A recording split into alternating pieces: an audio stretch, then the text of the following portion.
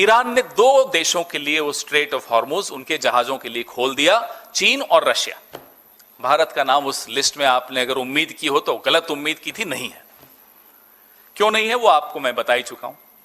प्रधानमंत्री की आपराधिक चुप्पी, प्रधानमंत्री का गैंग्स ऑफ एप्स्टीन द्वारा जो कंट्रोल है प्रधानमंत्री के ऊपर, प्रधानमंत्री के मुंह से एक निंदा नहीं निकले, प्रधानमंत्री के मुंह से एक शोक का शब्द नहीं निकले, ये कारण है कि स्ट्रेट ऑफ हॉर्मुज जो चीन और रूस के जहाजों के लिए खोल दिया, ईरान ने भारत के जहाजों के लिए बंद है। और आज जब मैं आपसे बात कर रहा हूं, 10,000 करोड़ का भारत का सामान, 38 जहाज और 1100 सेलर्स अटके हुए हैं।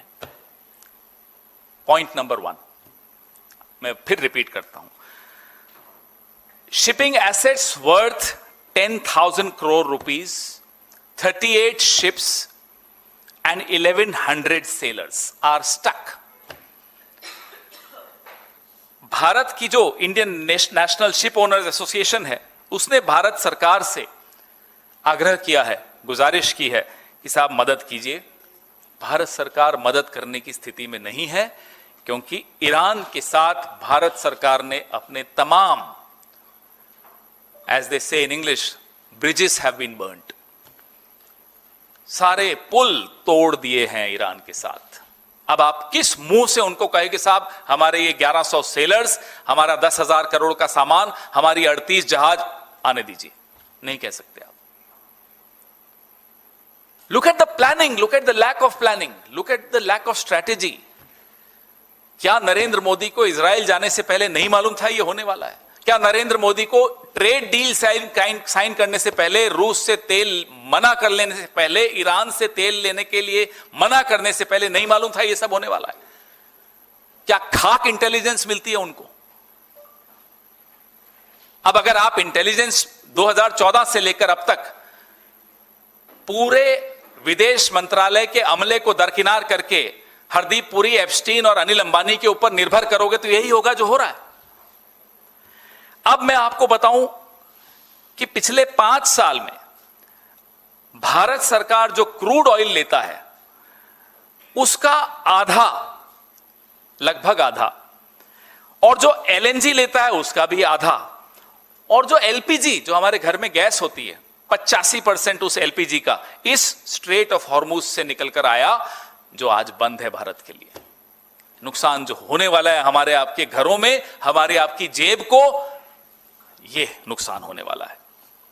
जो हमारा हाई स्पीड डीजल है, जिसका 22% रोड ट्रांसपोर्ट पे जाता है, ट्रकों में और इन सब पे, 14% रेलवे उस पर निर्भर करता है, माइनिंग और क्वायरिंग पे 13% निर्भर करता है, मैन्युफैक्चरिंग 12% इस डीजल पे निर्भर करता है, shipping 7%, agriculture and food processing 4%, power generation 4% और मिसलेनियस 26%। इन सेक्टर्स, इन क्षेत्रों का क्या होगा, ये जवाब कौन देगा? एप्स्टीन देगा, हरदीप पुरी देगा, अनिल अंबानी देगा? कौन देगा?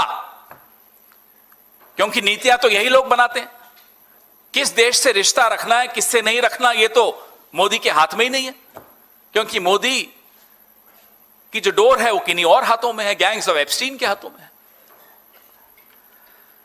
गुजरात गैस ने अभी एक निर्णय लिया कि जितने उनकी गैस सप्लाई की एग्रीमेंट्स हैं इंडस्ट्रियल यूजर्स के साथ, उनको रेस्ट्रिक्ट कर दिया गया, उनको सीमित कर दिया गया, क्योंकि संकट की घड़ी है। अब 32% जो गैस, उस पर निर्भरता फर्टिलाइजर्स की है, 32%। सिटी गैस डिस्ट्रीब्यूशन, जो हमारे यहां कुछ जगह पीएनजी, ये सीएनजी है, जो पाइप्ड गैस है, वो है 19%।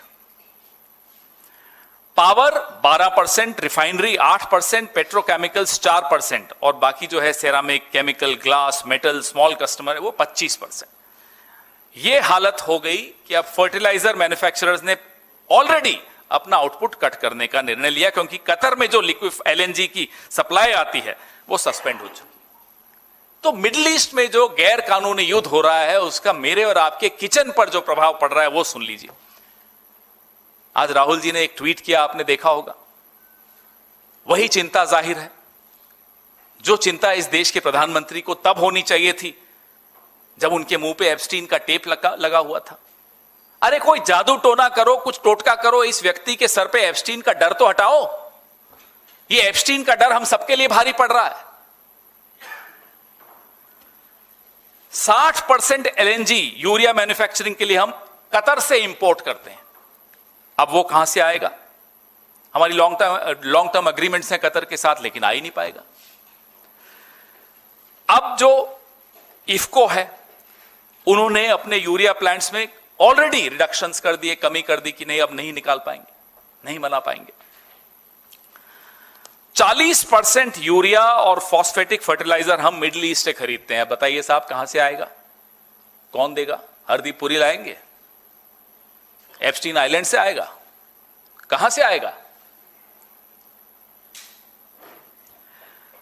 जो रिसेशन आने वाला है उसकी आप कल्पना नहीं कर सकते।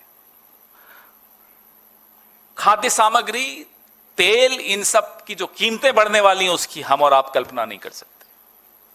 और वो काम हमारा है भी नहीं।